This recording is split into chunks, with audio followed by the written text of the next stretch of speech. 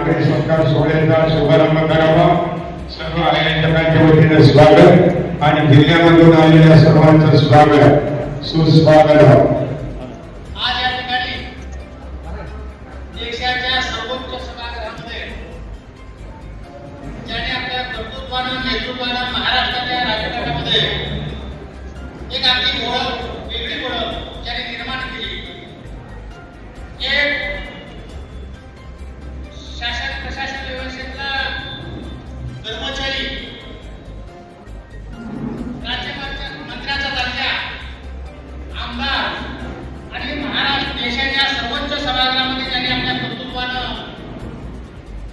पाऊल ठेवलं, ज्यांच्या विश्वासानं देशाच्या राजकारणामध्ये जाण्याचा योग देणारा ते महाराष्ट्राच्या ओबीसी चळवळीचे नेते, आमचे मार्गदर्शक नेते, देशाच्या सर्वोच्च सभागृहामध्ये पोहोचलेले खासदार रामदासजी वडकुते साहेबांच्या सत्कार समारंभाच्या निमित्तानं उपस्थित असलेले महाराष्ट्राचे माजी राज्यमंत्री आदरणीय अण्णासाहेब डागे साहेब,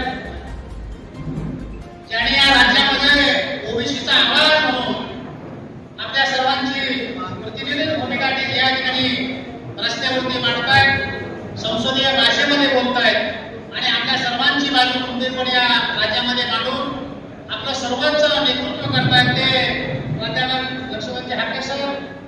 या कार्यक्रमाच्या निमित्तानं उपस्थित असणारे वडकुते साहेबांच्याकडून आलेले कपतडे मामा या ठिकाणी खास करून त्यांनी या आमच्या सगळ्यांच्या बरोबर कार्यक्रमाचं आयोजन केलं.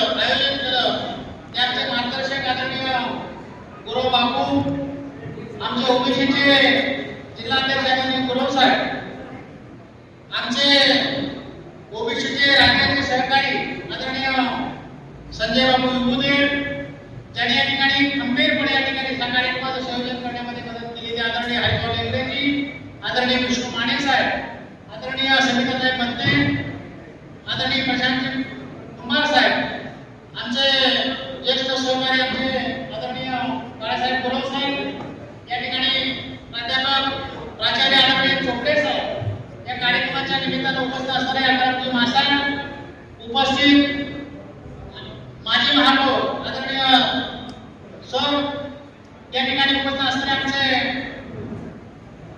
सहकारी मित्र आदरणीय माने साहेब, उपस्थित बंधू आणि भगिनी आणि समोर असलेल्या सांगली जिल्ह्यातल्या सुजाण नागरिक बंधू आणि भगिनी, खरं तर वडकुते साहेबांचा एक मराठवाड्याचा सुपुत्र, परंतु या जिल्ह्याच्या नेतृत्वाशी अत्यंत घट्ट नाळ असणारा, खरं तर ही ओळख महाराष्ट्राला असणं गरजेचं आहे. खरं तर 2000 साली महाराष्ट्राच्या एका चळवळीमध्ये राज्यमंत्र्याचा दर्जा घेऊन ज्याने आपल्या कर्तृत्वाचं नेतृत्व सिद्ध केलं, ते आदरणीय वडकुते साहेब खरं तर माझ्या जिल्ह्यातल्या एका सुपुत्राचे अत्यंत जवळचे स्नेही होते. स्नेहीच नव्हे तर त्यांचे मार्गदर्शक नेते सहकारी म्हणून त्या ठिकाणी काम करत होते. त्यांचं नाव आहे आढाव पाटील साहेब. खरं तर शरद पवार सारख्या चाणाक्ष आणि बुद्धिवादी माणसानं महाराष्ट्राच्या राजकारणामध्ये पहिल्यांदा वडकुते साहेबांना राजकारणामध्ये एंट्री दिली. माहिती असणं काळाची गरज आहे. एकीकडे शरद पवार सारख्या माणसांच्या नेतृत्वाखाली त्यांच्या चाणाक्ष पद्धतीतून देशाच्या राज्याच्या राजकारणामध्ये वडकुते साहेबांना राज्यमंत्र्यांचा दर्जा देऊन शेळीवेडी महामंडळाचं प्रमुख केलं आणि त्यानंतर त्यांच्या कामाची सुरूप पाहिली. विधानसभेला हिंगोलीमधल्या विधानसभेमध्ये त्या ठिकाणी उभा राहिले. जवळजवळ 64,000 मतांनी घेऊन थोडक्या मताला त्यांचा पराभव झाला. परंतु त्यांच्या अंगामध्ये असणारं संघटन कौशल्य आणि हे सगळं पाहिल्यानंतर शरद पवार साहेबांनी त्यांना विधान परिषदेवरती आमदार म्हणून त्या ठिकाणी निवड केली. इतकंच बघून ते थांबले नाही. जिथं जिथं जात आहे तिथं त्याचं संघटन करणं आणि आपल्या मीठ भाषेनं कुठलाही आंदोलन नाही, सहजपणे एखाद्या माणसाच्या कार्यक्रमामध्ये जाणं, त्याला मार्गदर्शन करणं, त्याचं कौतुक करणं आणि असं नाही असं म्हणून सांगण्याचं धाडस आणि कौतुक हे त्यांनी आत्मसात केलं आणि महाराष्ट्राच्या राजकारणामध्ये ओबीसी आरक्षणाचा ज्यावेळी प्रश्न निर्माण झाला त्या ठिकाणी शिंदे असतील, ही सगळी मंडळी 2017 साली आम्ही एका वेगळ्या टप्प्यावरती महाराष्ट्राच्या ओबीसी आरक्षणाचा प्रश्न मांडत होतो. पुण्यामध्ये एक तरुण सहकारी आपल्या पायामध्ये घुंगरू बांधून, अंगाला चिंध्या बांधून, गायकवाडीचा वेश घालून या राज्यामध्ये राज्याचं लक्ष वेधत होता. त्यांचं नाव होतं प्राध्यापक ठाके. असे अनेक माणसं रस्त्यावरची लढत होते आणि ओबीसी आरक्षणाचा प्रश्न निर्माण झाल्यानंतर खांद्यावरती घोंगडं घेऊन या सभागृहामध्ये आमचं तुम्ही राजकारण ओबीसीचं संपवत आहे, या धनगर समाजाला सुद्धा तुम्ही न्याय देत नाही, अशा पद्धतीचं भाषण केलं. तडक आले.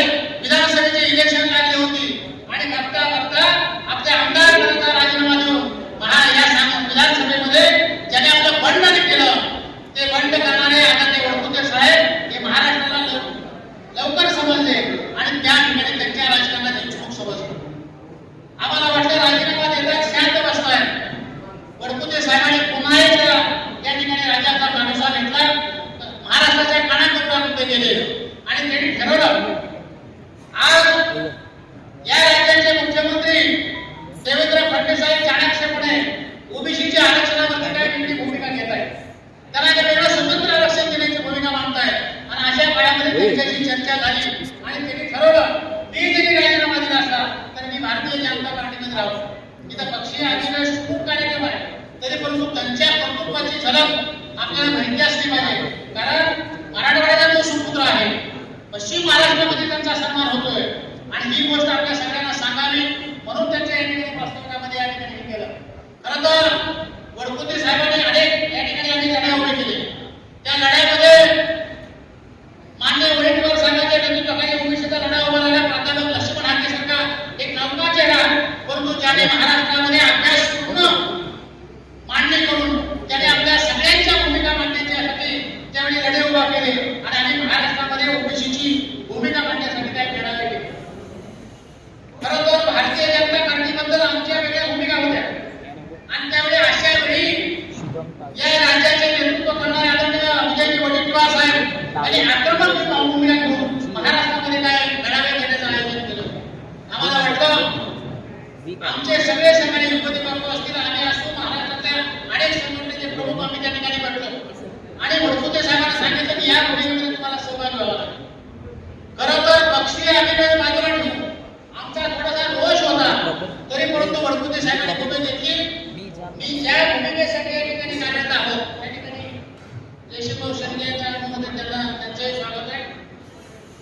त्यांनी सांगितलं मी या सगळ्या राज्याच्या मेळाव्यामध्ये शिरीष भाग या ठिकाणी घेणार आहे आणि मला सांगायला आनंद वाटेल की महाराष्ट्रामध्ये पहिला मोर्चा मेळावा आम्ही जालना जिल्ह्यामध्ये घेतला आणि त्या जालना जिल्ह्याच्या डायसवरती वळकुते साहेब भारतीय जनता पार्टीचे प्रमुख असून सुद्धा एका खासदारकीच्या विभागाचे प्रमुख होते आणि अशा काळात त्यांनी आले आणि इतकंच नाही सांगितलं मी या हिंगोलीला मेळाव्याचं नियोजन करतोय. हिंगोलीला सुद्धा लाख 1.5 लाख लोक गोळा करून ज्याने आपल्या ओबीसीसाठी सर्वस्व वाहिलं ते वळकुते साहेब त्यावेळी खासदार होत आहेत. परंतु राज्यामध्ये गोपीनाथ मुंडेच्या देशामध्ये त्या सभागृहामध्ये ज्या गोपीनाथ मुंडे साहेबांनी आपली सर्वस्व पणानं ओबीसीच्या आरक्षणाची भूमिका मांडली, त्या सर्वोच्च सभागृहामध्ये आदरणीय वळकुते साहेबांना प्रवेश झाल्यानंतर माझ्यासारख्या त्यांच्या छोट्या सहकार्याला इतका आनंद झाला की आतापर्यंत आपल्या संसदीय सभागृहामध्ये आपला माणूस या ठिकाणी ओबीसीची भूमिका मांडण्यासाठी जात आहे. मला मनापासून आनंद झाला.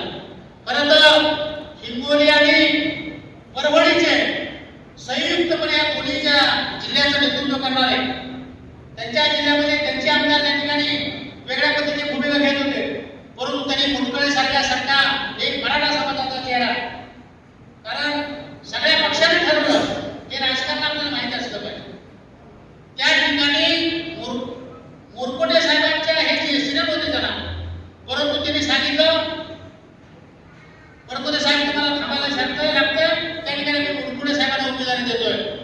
तशा प्रसंगामध्ये मराठा ओबीसी आरक्षणाची भूमिका असताना सुद्धा मोरकोटे साहेबांच्या त्या ठिकाणी बरोबर उभा राहिले आणि त्याला आमदार म्हणून आणलं. आणि मला वाटतं तुम्ही केलेल्या ओबीसीच्या आरक्षणाबरोबरच तुमच्या पक्षाची तुम्ही ज्या भागावलेली भूमिका आणि त्याच्याच परिणामी म्हणून आपण देशाच्या सर्वोच्च सभागृहामध्ये गेला आणि म्हणूनच पश्चिम महाराष्ट्रातल्या एका जाणत्या जिल्ह्यामध्ये सांगली जिल्ह्यामध्ये कुणाचाही सन्मान होत नाही. ज्या जिल्ह्यानं महाराष्ट्राचा देशाचं नेतृत्व केलेलं आहे त्या जिल्ह्यामध्ये आदरणीय वरपुते साहेबांचा सन्मान होत असताना आम्ही सगळे मंडळी विष्णू माने साहेब आम्ही आणि सविताबाई असतील सगळे बसलो, बापू बसलो आणि ठरवलं. आमचे सगळे सहकारी बसले, आमचे अध्यक्ष गुरु साहेब बसले आणि सगळ्यांनी ठरवलं काही झालं तरी आदरणीय डाके साहेबांच्या नेतृत्वाखाली आपण पक्षी आंदोलन बाजूला ठेवून त्या ठिकाणी वरपुते साहेबांचा सत्कार घ्यायचा. आणि मला वाटतं की सुवर्ण क्षण त्या ठिकाणी आलेला आहे. मी पहिल्यांदा सांगली जिल्ह्याच्या वतीनं आदरणीय वरपुते साहेबांचं टाळ्याच्या गजरामध्ये स्वागत करून आपण सर्वोच्च सभागृहामध्ये देणार त्याबद्दल मनस्वी आनंद या ठिकाणी व्यक्त करतो. आणि आपल्या नेतृत्वाखाली माझी भूमिका आहे, माझी अपेक्षा आहे की आज प्राध्यापक लक्ष्मण हाके आपल्या टाकटीनं आपली भूमिका कोणी या ठिकाणी सर्वोच्च ठिकाणी जाऊन मांडतायत भूमिका. खरं तर त्या आरक्षणाच्या मुद्द्यावर त्याचा मी पुन्हा बोललेलं बरं, कारण दुर्दैवाने सांगावं लागेल ओबीसीच्या आरक्षणाबाबतच्या चिंध्या त्या आता आमच्या सगळ्या डोळ्याला पण मानावं.